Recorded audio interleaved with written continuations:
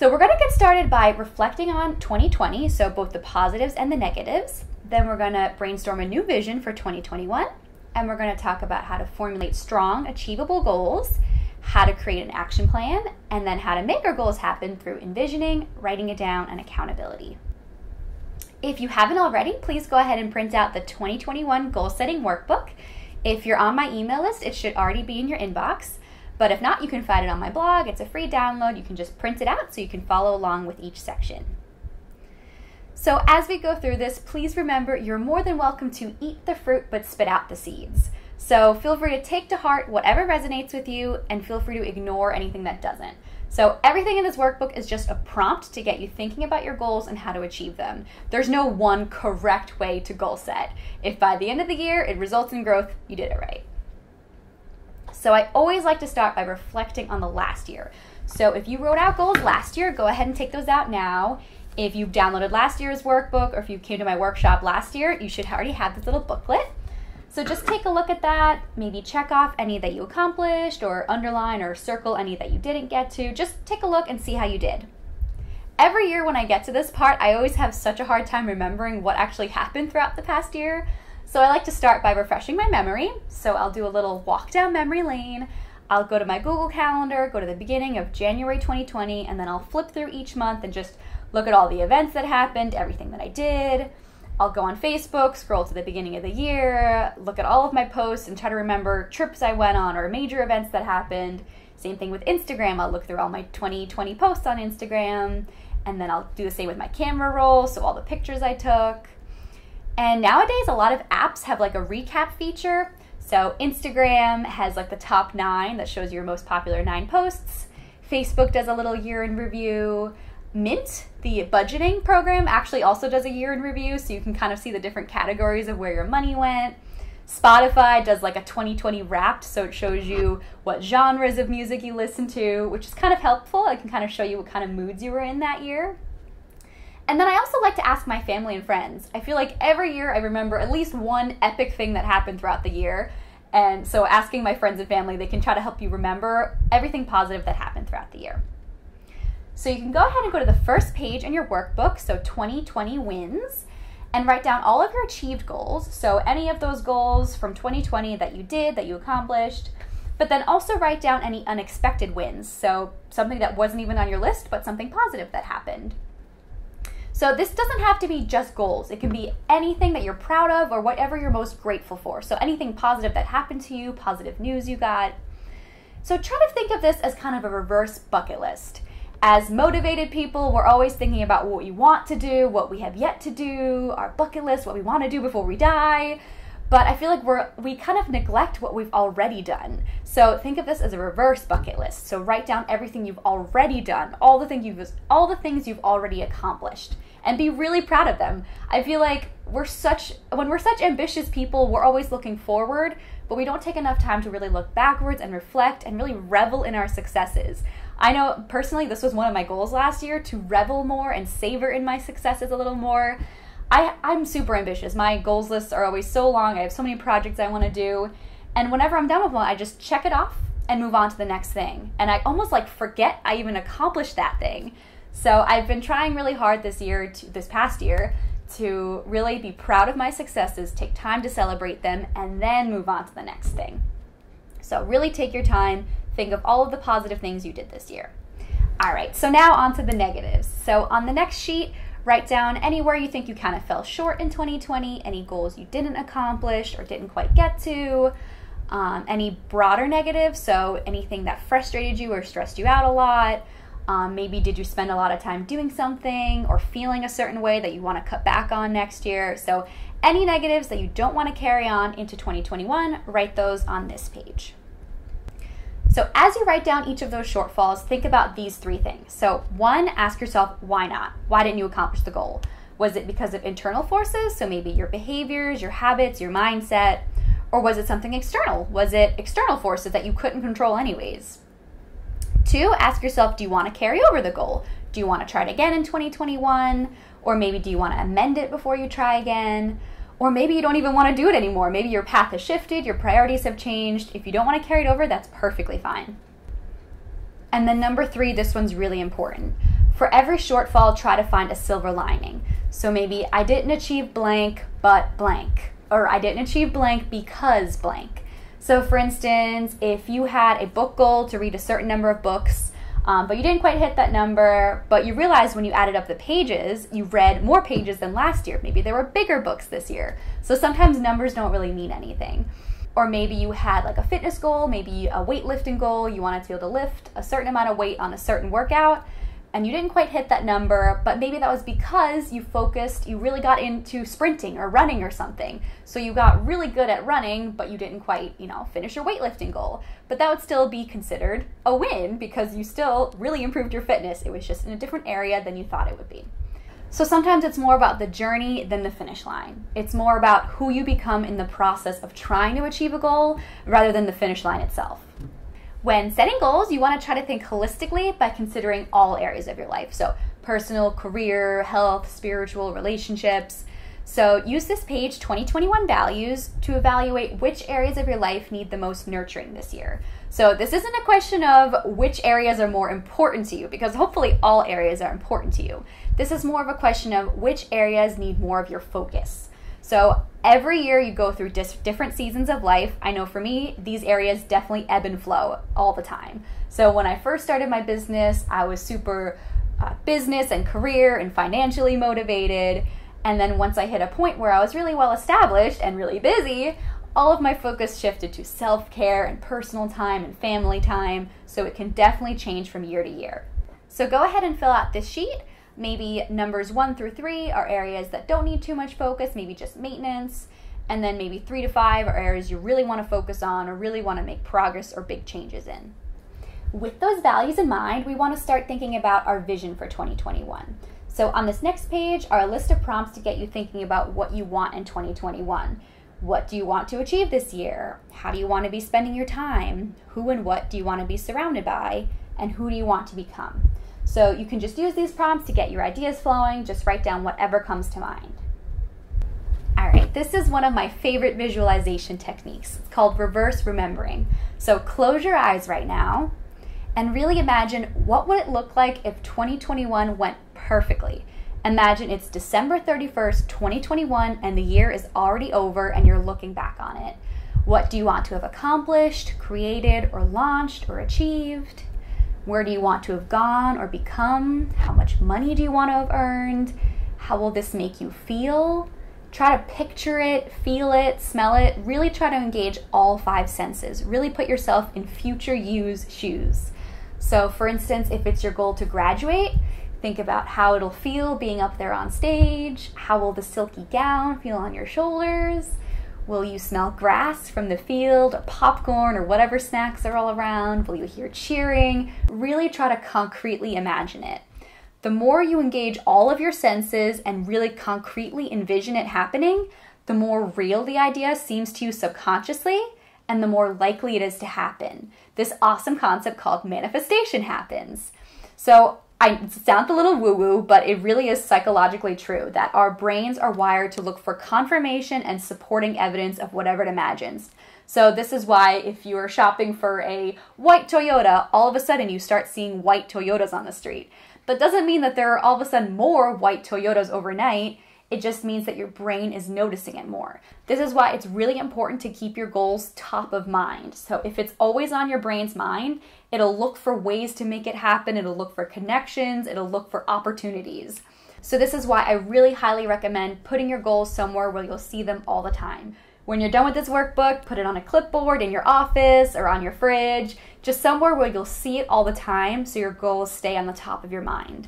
This is also why I'm a really big fan of vision boards. So this is just a visual representation of what you want your year to look like. You can use magazine cutouts to cut out words or imagery that resonates with you. You basically just want to depict what you want the outcome of your year to look like. And again, put this vision board somewhere where you'll see it all the time. Okay, the most important part about setting goals is formulating them in a way that sets you up for success. So I feel like most of the people who don't like goal setting or they always feel defeated every year, most of the time it's just because they formulated and structured their goal in a way that set themselves up for failure. So we don't want to do that. We want to make smart and dope goals. So these are 2 acronyms that you can use as guidelines for setting goals. So SMART, you've probably heard of before. S-M-A-R-T stands for specific, measurable, attainable, realistic, and time-based. And then a new one that I came up with last year is DOPE. It stands for decisive, own, positive, and emotional. So I'll go through each of those one at a time. You want each of your goals to be as specific and detailed as possible. So be careful not to be too broad or general. Make sure you're being really clear about what it actually is that you want to accomplish. So for instance, if it's your goal to get more clients and income, that's not very specific. So a more specific goal might be book 5 more clients and raise prices by 50%. M is for measurable. It should be a goal that you're able to measure when you reach. Otherwise, you'll never know if you made it to the finish line or not. So your goal might be to be better at self-care. This is a big one I hear all the time.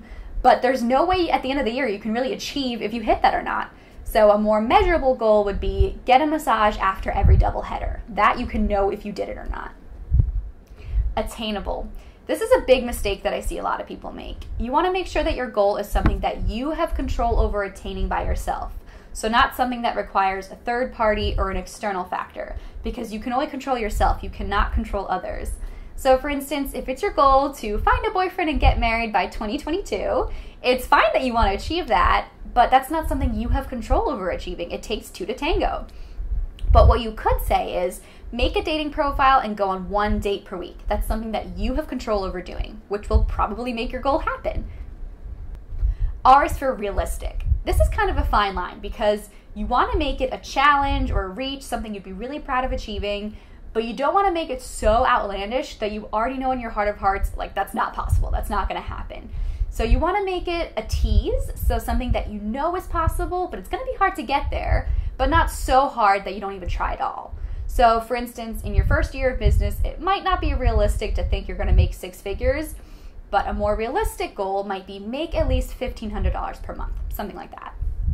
T is time-based, so your goal should have some type of time frame or deadline attached to it. If you don't attach deadlines, it'll never get done. I know this from my own personal experience. If you've ever heard of Parkinson's Law, this kind of says that whatever time you allot for something is the time it'll take to get it done. So if you don't attach a deadline, it'll never get done.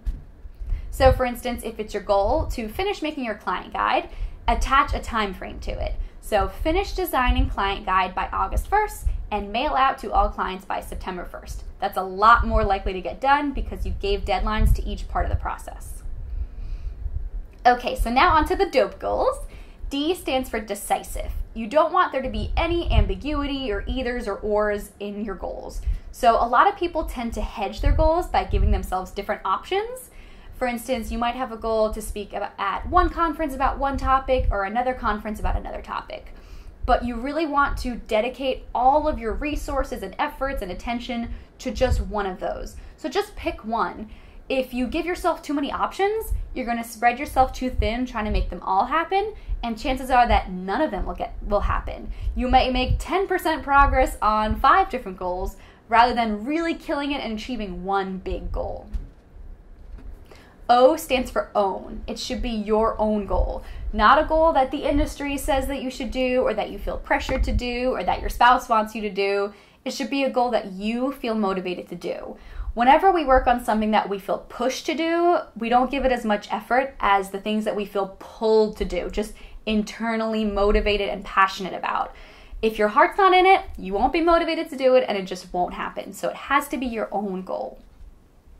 P stands for positive.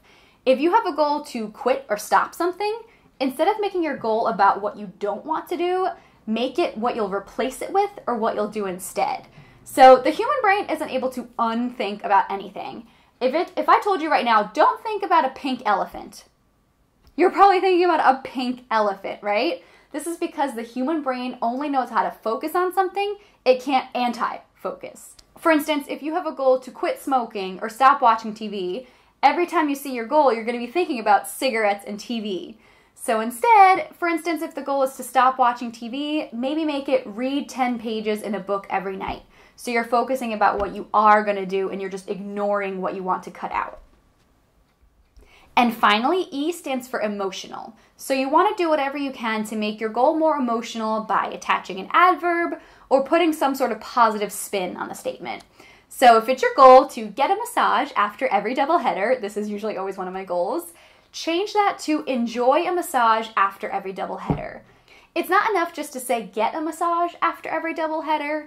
You want to specify that part of the goal is enjoying the massage. So this will remind you not to go into it feeling guilty because you have work to do. It'll remind you that part of your goal, part of what you want for yourself, is to enjoy getting the massage. So do whatever you can to be specific about how the goal will happen. Another example, a few years ago, my mom was selling her tea shop. She used to have a tea shop down at the Jersey Shore. And obviously she put so much love and care into building up this beautiful tea house. So when she sold it, she didn't just say sell her tea shop. She called it a happy sale. So she didn't want it just to go to any old buyer. She wanted it to go to a buyer who appreciated all the effort she put into it and really cared about the house like she did. So when she was faced with two offers, she chose the one, not just some guy who wants to rip it down and use the property. She chose the guy who really loved all the decor inside, really respected and appreciated everything she did. So it's really important to not just specify what goal you want to achieve, but how you want to achieve it. So using the SMART and DOPE acronyms as your guidelines, you can go ahead and write out your goals on that 2021 goals sheet, the big blank sheet. And as you're writing out your yearly goals, you might think about some shorter term goals, maybe some quick to-dos or little project or tasks you have to get done. You can go ahead and write those under short-term goals just to remind you that you need to get those done. Or you might think of some goals that you don't really want to work on this year, or maybe you acknowledge that you won't have time this year, but you don't want to forget about them. You can write those under the future goals section. All right, so when you're all done writing out all of your goals, I really highly encourage you to share. I would love to read your goals. You can write it here in the comments or share them on Facebook or Instagram or anywhere you can think of. It's really important to make your goals as public as possible, and I'll get into why a little bit later. Okay, so the next section is theme. So you might notice that all of your goals have a common thread or maybe a common direction that you're headed or who you want to become through those goals. So try to think if there's a way to summarize all of your goals into one overarching theme or vision that you have for the year. Some people like to choose a word of the year or like a little phrase that represents all of their goals. So all of the actions you take throughout your year should be with this word in mind. So you can use this little space under word of the year to brainstorm a bunch of different words. I usually come up with a bunch of different ones until I find one that really feels right. You could also just use thesaurus.com if you're trying to look for the perfect word. So go ahead and take some time to brainstorm your word of the year. And then when you find whichever one resonates most with you, you can circle it, highlight it, or just write it bigger. Next up is your identity. Who do you want to become this year? As you're looking through all of your goals, ask yourself, if I achieve all of these goals, who will I become in the process? And then ask yourself, do I want to become who achieving this goal will make me? Sometimes that's the best part. Sometimes that's what we want. We want growth and personal development and establishing better habits. But sometimes it can actually be a deterrent. For instance, you might realize one of your goals is to hit 6 figures, but you realize that that'll require a lot of hustling, a lot of hours in the office, a lot of time away from your family. And maybe you realize that those 365 days of being a workaholic is not worth that one day of satisfaction of saying that you're a 6-figure photographer. But on the flip side, you might have, let's say, a fitness or a weight loss goal, and you might realize that yeah, hitting that, goal weight is great, but maybe the 365 days of being healthy and motivated and fit and active is more worth it than even hitting that goal weight. So like I said earlier, sometimes it's more about the journey than the destination. When we're thinking about our identities, we want to get rid of any negative stories we're telling about ourselves. I can't stand it when I hear sentences like, I'm not a morning person, or I don't have a green thumb, or I'm not a numbers person, or I don't really read, or I'm such a klutz. We say it like it's no big deal, but when we're constantly saying these things about ourselves, we make it a self-fulfilling prophecy. We tell ourselves that this is who we are, and that's who we end up becoming. Instead, we want to flip it around. We want to make positive affirmations and mantras that we tell ourselves. So, I am a morning person. I am a bookworm. I'm a luxury wedding photographer. I'm a runner, or I'm a scientist. It's really important to say these things in the present tense. So instead of saying, oh, this year I'll become a bookworm. No, if you want to be a bookworm this year, say it in the sentence, in 2021, I'm a bookworm. because you'll start affirming it, and the more you say it, the more you'll believe it, the more others will see it in you, and it just becomes true. So if you're on the fence about putting something in your bio like luxury wedding photographer because you think you're not there yet, go ahead and put it in now. If you're sure of yourself that you're going to become this person this year, go ahead and manifest it now. So go ahead right now and fill out your identity for 2021. Finish the sentence, in 2021, I am a blank. All right, now that we have all of our goals written out for 2021 and we know what we want to do, we have to acknowledge that we don't have time for everything. This is always my issue every year. I always make such a long list of goals and projects that I want to work on. So I always have to remind myself, you can do everything, but you can't do everything at once. So if you're really ambitious and you have lots of ideas and projects and things that you want to get done, that's perfectly fine. That's a really good thing, but you're probably not going to be able to do them all in 1 year. It doesn't mean you have to forget about them or try to stifle your creativity or your ambition. Just acknowledge that you have to choose what you're going to focus on and what you're going to put on the back burner for later. This concept is called pruning. It's a really common term in gardening. It means to reduce the extent of something by removing superfluous or unwanted parts, especially to increase fruitfulness or growth. So for instance, if you want to grow a really big, healthy bush, you might prune the sides to make it grow fuller or taller. Or if you're trying to grow one big prize pumpkin, pumpkins grow on a vine where there are a bunch of little pumpkins. So as they start to grow, you might notice that one pumpkin is a little larger than the others. So you'll prune or chop off all the other pumpkins so that all the water and nutrients goes to that one large pumpkin. So you're left with one big, beautiful prize pumpkin rather than a bunch of little scrawny, small pumpkins. So we want to apply the same concept to our goals. We want to choose which ones are most important to us and our lives and our businesses and our values so that we can give all of our time and focus and resources to those goals rather than spreading ourselves too thin. One of my favorite analogies for prioritizing and time management is the jar analogy. It shows this really crazy phenomenon that happens when you manage your time properly, or in this case, these objects. When you put them in the jar from smallest to largest, with water first, then sand, then pebbles, then rocks, it creates all of these useless gaps so the objects aren't able to fit in properly and it overflows. But if you were to put them in from largest to smallest, with the rocks first, and then the pebbles, and then the sand, and then the water, the smaller objects are able to fit around the bigger objects and everything fits perfectly. The objects are the same sizes and quantities in both examples, but you're able to fit so much more just based on the order you put them in. Think about the jar as an analogy for your time. You have a finite amount of time throughout the year to get your goals done. There's 365 days, 24 hours in a day. The big rocks are the important tasks or values or priorities in your life, and the smaller objects are the less important day-to-day tasks that can easily monopolize your time if you put them first. For instance, if you go on Facebook or check your emails first thing in the morning, you might get sucked down a rabbit hole and realize that you spent hours just doing that and you haven't even gotten to your priorities that you need to get done that day.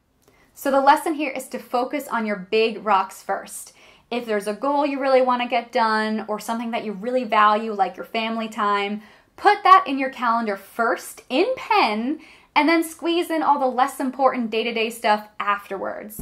If you focus on your big rocks first, all the little tasks will find time in between and all those little gaps. But if you focus on the small objects first, they're going to monopolize your time and you won't have any time for the things that are really important in your life. So if you have a really long goals list like I usually do, try to narrow it down to 2 to 5 major goals that you really want to focus on and give all of your attention. So you can go ahead and list those on the page that says top goals, and then also consider these 3 things. Studies have shown that the first 48 hours after the inception of a goal, so after you think of it or get inspired to do it, is the most important time frame in determining whether or not you're going to actually achieve it. So it's really important to take at least one tiny step towards that goal within the first 48 hours. The reason for this is that you want to tell your brain that this goal is urgent and you really want to get it done and it's important to you. For instance, if you get asked out on a first date and you go to the restaurant and you're waiting and waiting for hours and hours for the guy and he doesn't show up, you're probably not going to trust him. You're not going to say yes to a second date. The same thing happens in our own brains.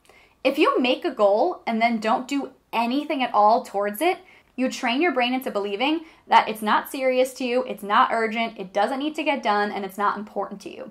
So we want to train our brains into trusting ourselves, so knowing that, hey, when Lynn sets a goal, she's serious about it and she's going to make it happen, right? We don't want to train our brains that when we make goals, they're just these little vapid ideas and we're not going to work on them and they're not going to get done.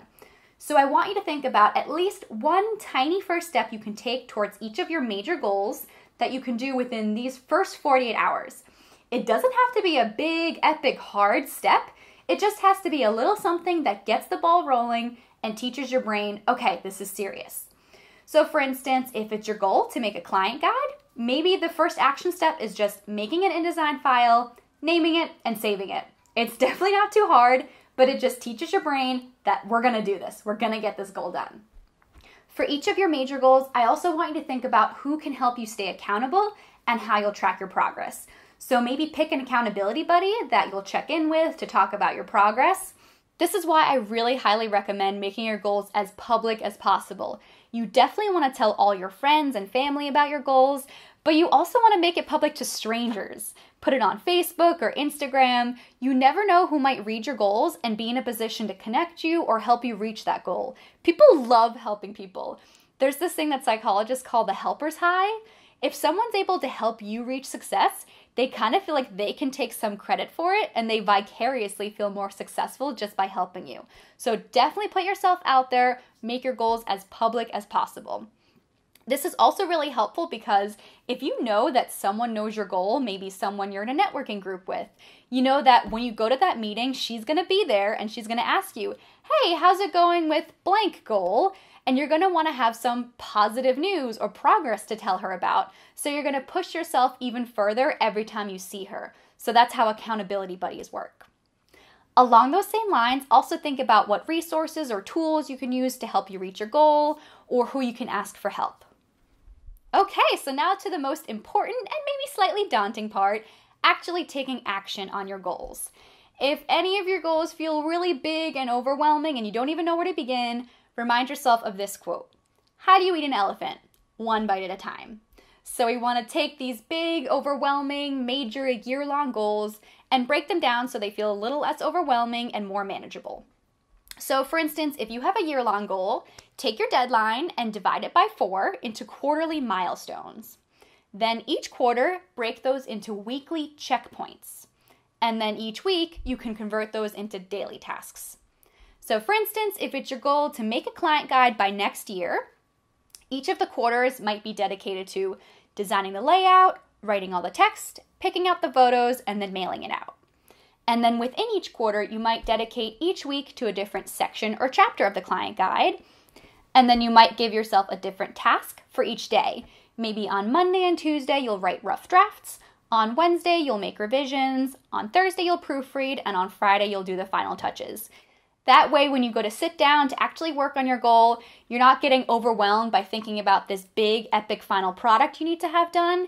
You're just thinking about your day-to-day tasks, and it's a lot less overwhelming. So go ahead and take out your planners or calendars and decide what your different milestones and checkpoints and deadlines are going to be.